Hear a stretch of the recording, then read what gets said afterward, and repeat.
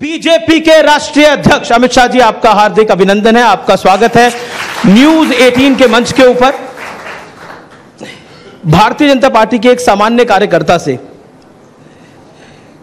BJP अध्यक्ष तक का सफर और 2014 से जो जर्नी शुरू होती है, खासतौर पर तब जब आप अध्यक्ष बनते हैं, लगातार जीत का परचम, क्या आपको लगता है, क्योंकि अब इन 5 राज्यों में चुनाव हैं और 2 राज्य ऐसे हैं जहां पर आपकी सरकारें पिछले 15 साल से हैं, क्या कहना चाहते हैं अमित शाह जी? नहीं, ये हर चुनाव की तरह इस बार भी नतीजे बहुत अच्छे आएंगे।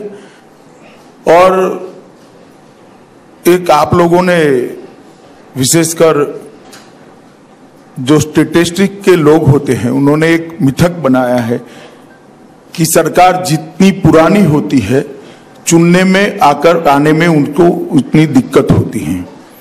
मुझे लगता है कि इस बार भारतीय जनता पार्टी ये मान्यता को तोड़ेगी, क्योंकि हमारी सरकारों ने जनता के लिए बहुत अच्छा काम किया है। 15 साल के बाद भी ये सरकारें अभी है, उससे बड़े बहुमत के साथ चुनकर आएगी, मुझे पूरा भरोसा है। लास्ट टाइम जब आपसे बातचीत हुई थी तो कर्नाटक का चुनाव था, वहां बीजेपी जीती तो जरूर, लेकिन हम कह सकते हैं कि सरकार वहां पर नहीं बनी। क्या आपको लगता है कि इन 3 राज्यों में से अगर एक राज्य में सेटबैक लग जाता है, क्योंकि अक्सर कई पॉलिटिकल पंडित ऐसा मान रहे हैं कि छत्तीसगढ़, मध्य प्रदेश में आपकी सरकार आ सकती है, लेकिन राजस्थान में मुश्किल होगी? कर्नाटका की जनता का जनादेश हमारे साथ नहीं है, ऐसा मैं नहीं मानता। वहां पर भी जनादेश भारतीय जनता पार्टी और नरेंद्र मोदी जी के पक्ष में था। और यहां पर जिस प्रकार का हमारा संगठन है, सबसे पुराना संगठन हमारा मध्य प्रदेश और राजस्थान का है। मैं मध्य प्रदेश कहता हूं तो पुराने मध्य प्रदेश की बात करता हूं, छत्तीसगढ़ के समेत 50 के दशक से यहां हमारा संगठन बना है। एक बहुत बड़ी ताकत हमारी यहां पर है और संस्कारित कार्यकर्ता हर जिले में पार्टी के लिए जान की बाजी लगाने वाले कार्यकर्ता हमारे पास उपलब्ध है। मैं मानता हूं ये कार्यकर्ताओं के भरोसे पर, शिवराज सिंह और रमन सिंह ने जो सरकारें बनाई, इसके भरोसे पर हम जरूर चुनाव जीतेंगे। राजस्थान में भी हम सरकार बनाने में सफल होंगे। क्या आपको लगता है कि इन जो हिंदी हार्टलैंड के 3 चुनाव हैं, इसमें prime minister Narendra Modi factor होंगे या राज्य सरकारें एक बड़ा फैक्टर होंगी? देखिए, जब कोई एक पार्टी चुनाव के मैदान में उतरती है तो उसका सर्वोच्च नेतृत्व स्वाभाविक रूप से फैक्टर होता ही है। और यहां पर तो मोदी जी देश के प्रधानमंत्री है। प्रधानमंत्री बनने के बाद देश के 22 करोड़ लोगों की सुखाकारी के लिए सीधा फायदा पहुंचाने का काम भारतीय जनता पार्टी की सरकार और नरेंद्र मोदी जी ने किया है। दुनिया में देश का सम्मान बढ़ाने का काम किया है। और मैं जहां जहां जिस जिले में मेरे दौरे हुए, नाम लेने के साथ ही जैसे बिजली का करंट दौड़ गया हो, इतना उत्साह जनता में मैंने देखा है। मोदी जी निश्चित रूप से फैक्टर है, मगर हमारी तीनों सरकारों ने भी यहां पर बहुत बहुत अच्छा काम। मैं मध्य प्रदेश की ही बात करना चाहूंगा। जब कांग्रेस की सरकार थी, 18% पर किसानों को ऋण मिलता था, आज 0% पर मिलता है। कांग्रेस की सरकार थी, 1300 करोड़ ऋण दिया जाता था, आज 13,000 करोड़ दिया जाता था। कांग्रेस की सरकारें थी, 103 इंजीनियरिंग की कॉलेज थी, आज 304 इंजीनियरिंग की कॉलेज। कांग्रेस की सरकार थी, 5 मेडिकल कॉलेज थी, आज 18 मेडिकल कॉलेज हैं। कांग्रेस की सरकार थी, बजट का आकार 21,000 करोड़ के समथिंग था, आज 1,85,000 करोड़ तक बजट को पहुंचा है। कांग्रेस की सरकार में प्रति व्यक्ति आय 14,400 रुपया थी, आज हमने उसको 74,000 रुपये से ज्यादा तक पहुंचा है। एक और कांग्रेस के 55 साल का शासन और एक और भारतीय जनता पार्टी का 15 साल का शासन, दोनों में हमने 3 गुना प्रगति करने का काम मध्य प्रदेश के अंदर किया है। पहले कभी भी, आज कांग्रेस किसानों की बात करें, मगर पहले कभी भी किसानों का गेहूं, धान, सोयाबीन समर्थन मूल्य से खरीदा नहीं जाता था। आज मध्य प्रदेश में मैं दावे से कह रहा हूं, एक भी किसान ऐसा नहीं है जिसका गेहूं खरीदने का काम शिवराज सरकार ने नहीं किया है। अब चुनावी पंडित कहते हैं एंटी इनकम्बेंसी होती है। एंटी इनकम्बेंसी दिग्गी राजा जैसी सरकारों के लिए होती है, शिवराज सरकार के लिए एक प्यार होता है जो चुनाव में एनकेस हो। कांग्रेस पार्टी ने अपनी कैंपेन को एग्रेसिव कराया। बीजेपी की जो एक बड़ी स्ट्रांग पिच है, हिंदुत्व की पिच, उस पे राहुल गांधी इस समय खेलने का पूरा प्रयास कर रहे हैं और शिव भक्त भी बन रहे हैं, और अब तो गाय को लेकर भी कांग्रेस बहुत चिंतित हो गई है। कैसे देखते हैं आप इसको? नहीं, ठीक ही है। मैं तो स्वागत करता हूं कांग्रेस पार्टी के गाय पर प्रेम का। मैं तो चाहता हूं सब लोगों ने गौ माता का संरक्षण और संवर्धन करना चाहिए। पर ये राहुल गांधी का जो हिंदुत्व को लेकर बदला हुआ रूप है, इस पर आपकी टिप्पणी क्या होगी? देखिए भाई, ऐसा है कि चुनाव के वक्त आप अलग अलग रुख और अलग अलग रूप लेकर आओगे तो जनता इतनी बेवकूफ नहीं है जो मान जाएगी। हर पार्टी का एक कैरेक्टर होता है, हर कार्यकर्ता का एक कैरेक्टर होता है, हर नेता का एक कैरेक्टर होता है। वो कैरेक्टर के साथ जोड़कर आपकी बातों को जनता इवेल्युएट करती है और बाद में मानती है। मैं इस पर कोई टिप्पणी करना नहीं चाहता, परंतु मैं इतना ही कहता हूं कि अभी जो रुख है वो कायम संभाल कर रखें, बना कर रखें। शशि थरूर ने बोला कि अगर नेहरू ना होते तो देश के प्रधानमंत्री नरेंद्र मोदी नहीं बन पाते। मैं भी पार्शियली इस चीज से सहमत हूं। नेहरू जी ने इस प्रकार की कांग्रेस बना डाली जो गरीबों से कट गई। अगर कांग्रेस का पुराना स्वरूप होता तो हमारे लिए थोड़ा कठिन ही था। ऐसी कांग्रेस बना दी कि जिसके कारण हमें सफलता मिल गई। जब हम शासन में आए, देश के 60 करोड़ लोगों के पास बैंक अकाउंट नहीं था। अगर ऐसा न होता तो हमें कठिनता पड़ती। जब हम शासन में आए, देश के 12 करोड़ लोगों के पास शौचालय नहीं था। अगर ऐसी कांग्रेस न होती तो हमें कठिनता पड़ती। जब हम शासन में आए, देश के 10 करोड़ लोगों के पास घर नहीं था। अगर ऐसा न होता तो हमें जरूर कठिनता होगी। जब हम शासन में आए, देश के 15 करोड़ के घर में गैस का चूल्हा नहीं था। अगर ऐसा ना होता तो हमें जरूर कठिनता होगी। जब हम आए तब किसानों का धान समर्थन मूल्य से लागत से 1.5 गुना भाव से खरीदा नहीं जाता था। अगर ऐसा ना होता तो हमें जरूर कठिनता होगी। ये सारी जो विरासत छोड़ कर गए थे, इसके कारण भारतीय जनता पार्टी पर एक भरोसा बढ़ा है, वो वास्तविकता है। और आज ये सारी चीजों में 5.5 करोड़ लोगों के घर में हमने गैस का सिलेंडर पहुंचाया है, 8 करोड़ लोगों के घर में शौचालय पहुंचाया है, 2 करोड़ लोगों के घर में बिजली पहुंचाई है, 19,000 गांवों में बिजली पहुंचाई है, 2 करोड़ लोगों के घर देने का काम किया है, 13 करोड़ सगर्भा माताओं को टीका लगाने का काम किया है। ये काम करने का हमें मौका इसलिए मिला है कि नेहरू जी की विरासत उसको बाकी छोड़कर चली गई। तो इसलिए विरासत को मैं धन्यवाद जरूर देना चाहता हूं। प्रधानमंत्री ने एक चैलेंज करा कि कांग्रेस पार्टी 5 साल के लिए किसी गैर गांधी परिवार के सदस्य को अपना अध्यक्ष बना के दिखाए, और आपका ट्विटर हैंडल देख रहा था, आपने भी लगातार 5 ट्वीट करे। क्या बीजेपी के लिए यह पॉलिटिकल एजेंडा है? नहीं, हमारा पॉलिटिकल एजेंडा नहीं है। हमारे लिए देश का एजेंडा है। राजनीतिक दलों के अंदर लोकतांत्रिक प्रक्रिया होनी चाहिए या नहीं होनी चाहिए? राजनीतिक दल एक घराने से चलने चाहिए क्या? प्रधानमंत्री बनने के लिए एक घर के अंदर जन्म लेना पड़ेगा, और कोई दूसरा बन भी जाए तो हम पीछे से चलाएंगे? किस प्रकार की परंपरा इस देश में खड़ी हो रही? मुझे तो चिंता हो रही है। आज राजस्थान का एक वीडियो देखा मैंने, अगर सही है तो कांग्रेस के प्रत्याशी नामांकन के लिए जा रहे थे, कोई कांग्रेसी कार्यकर्ता बेचारा बोला भारत माता की जय, तो उसके रोक लिया गया। आधे से जय आने से पहले रोक लिया और कहा सोनिया गांधी की जय बोलो। किस प्रकार की किस दिशा में हम जा रहे हैं?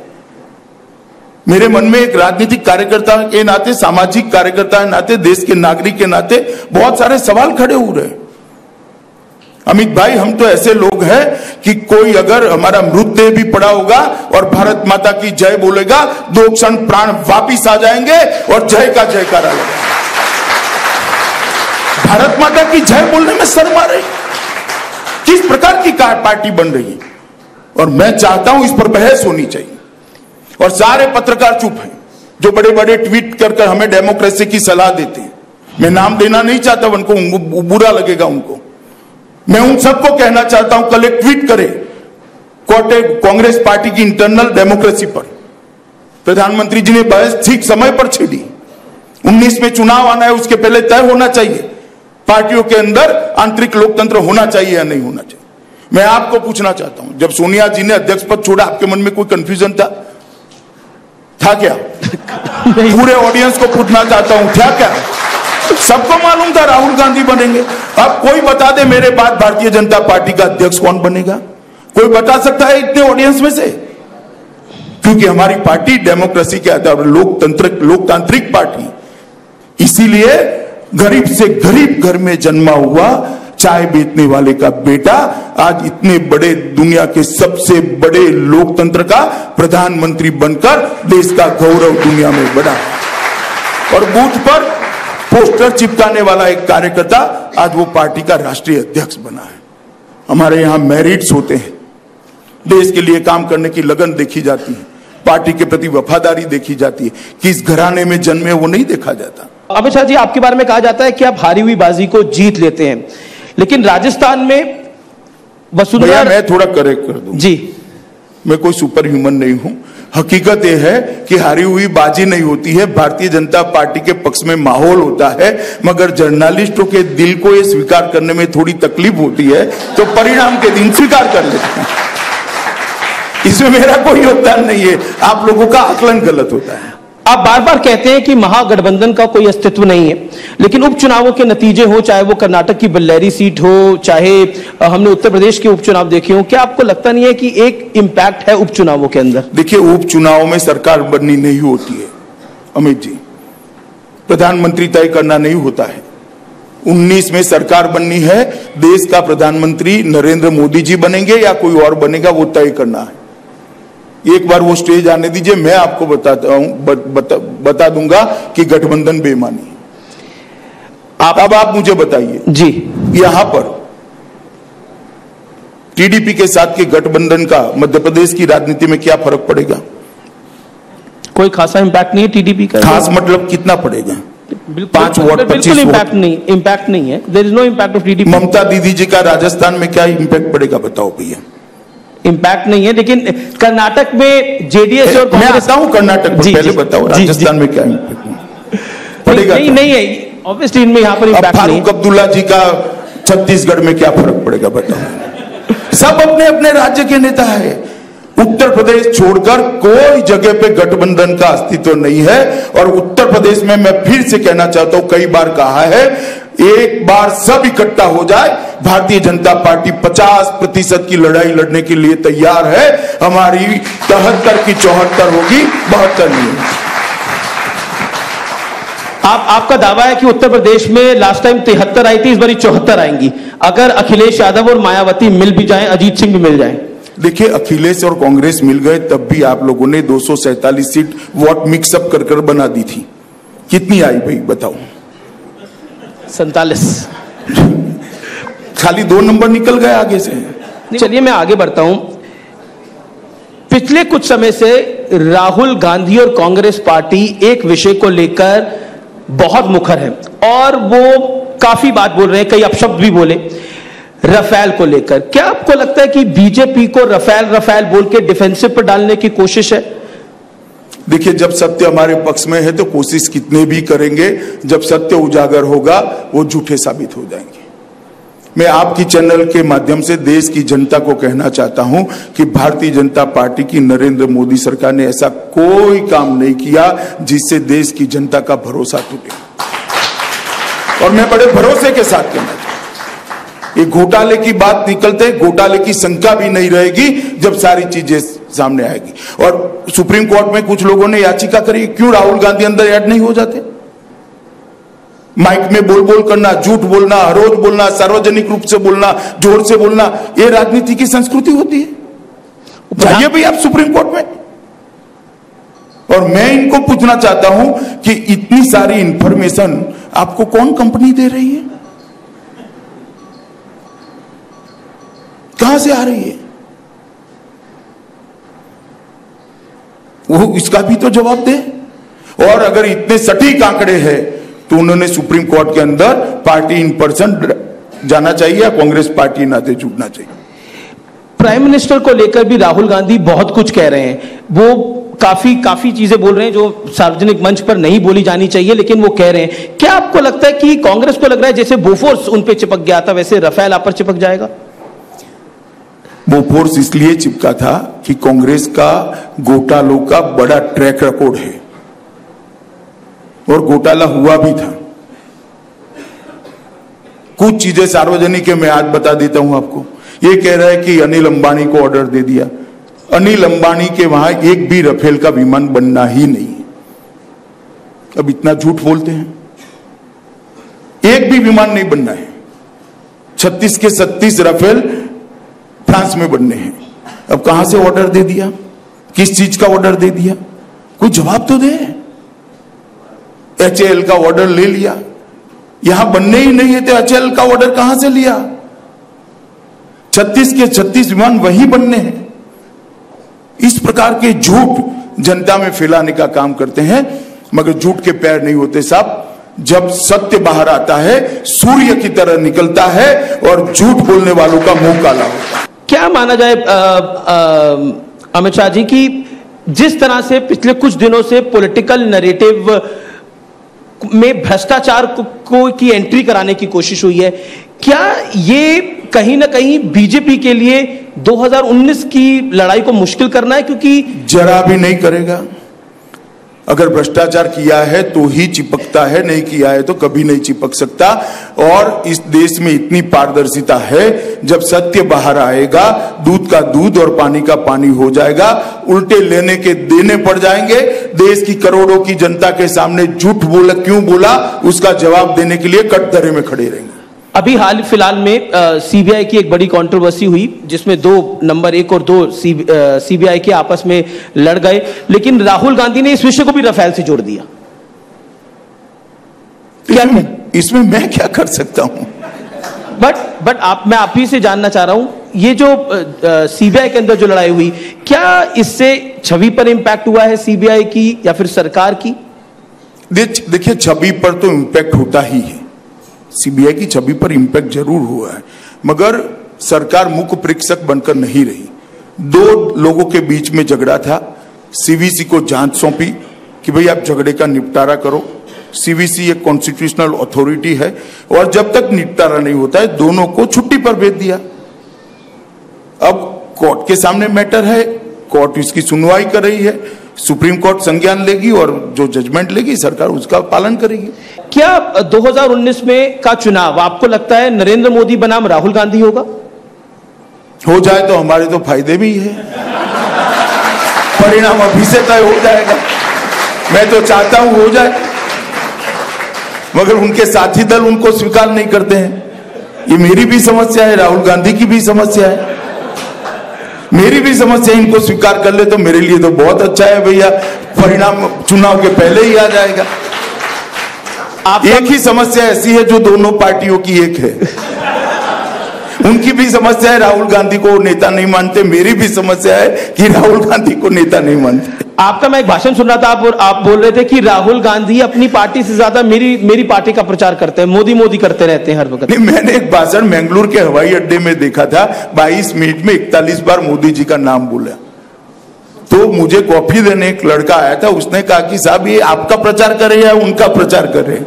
अब लड़के के मन में सवाल आया था, मुझे भी सटीक लगा तो मैंने जनता को बता दिया। एक सियासी गलियारों में चर्चा है कि भारतीय जनता पार्टी 2019 में अगर 180-200 के बीच में सिमट गई तब बीजेपी के लिए मुश्किल हो जाएगा। सब कोई सवाल ही नहीं है, क्वेश्चन डज नॉट अराइज। हम अभी से ज्यादा बहुमत के साथ मोदी जी के नेतृत्व में सरकार बनाने जा रहे हैं। 2014 में बीजेपी लगभग 5 राज्यों में गुजरात, दिल्ली, राजस्थान, हिमाचल, उत्तराखंड की सभी अराउंड 67 सीट जीती थी, जबकि यूपी, मध्य प्रदेश, छत्तीसगढ़ और झारखंड में 122 सीटें जीती थी। तो वो एक बड़ा हाई था। वहां से क्या आपको लगता नहीं, क्योंकि अब 4.5 साल की सरकार हो चुकी है, उत्तर प्रदेश में भी आपका शासन है, तो कहीं ना कहीं एंटी इनकम्बेंसी एक इंपैक्ट करेगी? अमित भाई, सरकारें वोट बढ़ाती है, ये भारतीय जनता पार्टी की सरकार है। हमारी सरकारें वोट बढ़ाती है, वोट कम नहीं करती है। और सबसे बड़ा चंक लॉटरी हमें लगने वाला है इस बार बंगाल से। बंगाल में हम 23 सीट जीतने जा रहे हैं, आप लिख कर रखना। उड़ीसा हम स्वीप कर जाएंगे, आप लिख कर रखना। नॉर्थ ईस्ट के अंदर बहुत बड़ी बढ़ोतरी होने जा रही है, आप लिख कर रखना। पूरा पूर्वी भारत आज भारतीय जनता पार्टी के साथ और मोदी जी के साथ लामबंद होने के लिए तैयार बैठा है। क्या आपको लगता है अलायंस बीजेपी के लिए मुश्किल होंगे आने वाले समय के अंदर? क्योंकि टीडीपी ने भी छोड़ा। ऐसा है कि सब हमारे साथ हैं और अलायंस की पॉलिटिक्स एक प्रकार से होती है, इसका सबके साथ हमारा संवाद जारी है और संवेदना के साथ हम सबको साथ रखने का प्रयास भी कर रहे हैं। मुझे भरोसा है कि अंत में इससे भी बड़ा गठबंधन बनकर हम चुनाव के मैदान में जाएंगे। मैं अमित शाह जी, अब आपका मैं एक बयान मैं पढ़ रहा था, आपने सबरीमाला विषय पर एक बड़ा बयान दिया, आपको कोट कर रहा हूं मैं, अदालतें इसी तरह के फैसले ना दें, इस तरह के फैसले ना दें जो व्यवहारिक ना हो। आखिरकार आप 5 करोड़ भक्तों के विश्वास को कैसे तोड़ सकते हो? हिंदू कभी महिलाओं के साथ भेदभाव नहीं करते। सभी त्योहारों में पत्नियां अपने पति के साथ बैठकर त्योहार मनाती हैं। ये जो सुप्रीम कोर्ट का फैसला आया सबरीमाला पर, उसके बाद आपने बोला। जी, बोला है। क्या आपको लगता नहीं है कि अब सुप्रीम कोर्ट का निर्णय है, इसका अगर विरोध होगा और बीजेपी केरला के अंदर जिस तरह से बढ़ चढ़ के इस विषय में हिस्सा ले रही है, कहीं ना कहीं सवाल ये नहीं है भैया, सवाल जिस तरह से ऑर्डर की इंप्लीमेंटेशन की केरल सरकार की ज्यादती और जल्दबाजी है, इस पर सवाल है।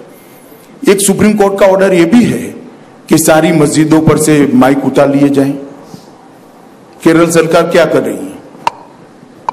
एक ऑर्डर यह भी है कि सिया और सुन्नी कब्रिस्तान है बनारस के अंदर, उसको बदल दिया जाए।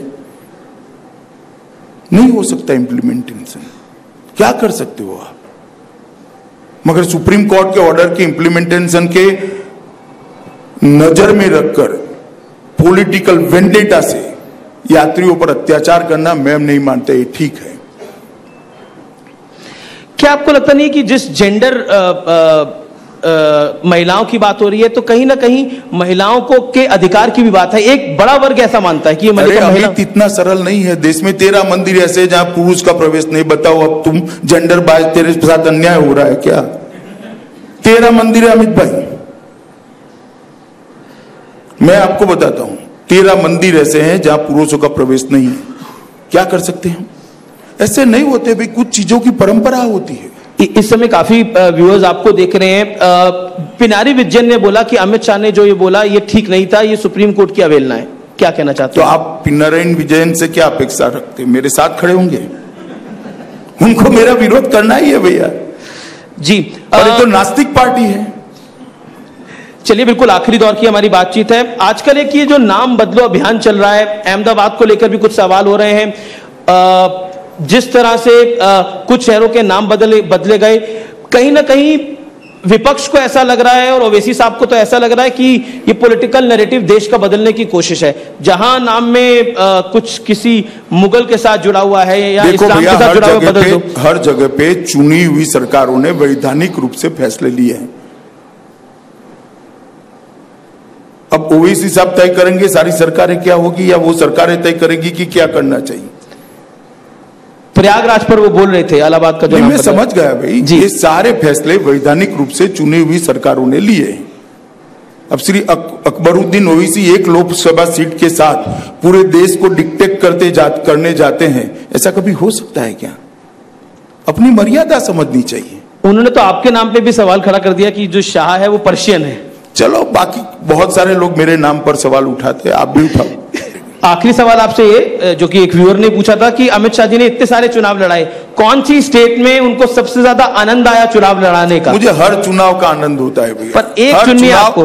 हर चुनाव अपनी चुनौतियां लेकर आता है और जहां जहां चुनौती होती है उसका सामना करना एक भारतीय जनता पार्टी के कार्यकर्ता का स्वभाव होता है। तो हर चुनाव में मुझे बहुत अच्छा लगता है और विशेषकर देश के हर कोने में देश की जनता को मिलना भी बहुत अच्छा लगता है। तो आप एक स्टेट नहीं चुनेंगे, आप बोलेंगे पूरे देश में ही अच्छा लगता है आपको चुनाव लड़वाना? जी जरूर, मैं मानता हूं कि पूरे देश को देखने का ईश्वर ने मुझे मौका दे दिया जी। 2019 तक देश के हर कोने में चुनाव लड़ाने का भी मौका मिला, लड़ने का भी मौका मिला, इसलिए मैं अपने आप को भाग्यवान मानता हूं। Thank you so much Amit भाई, आप न्यूज 18 के मंच पे आए, देश का सबसे बड़ा न्यूज नेटवर्क है। बहुत बहुत शुक्रिया। करोड़ों व्यूअर्स आपको देख रहे थे, धन्यवाद।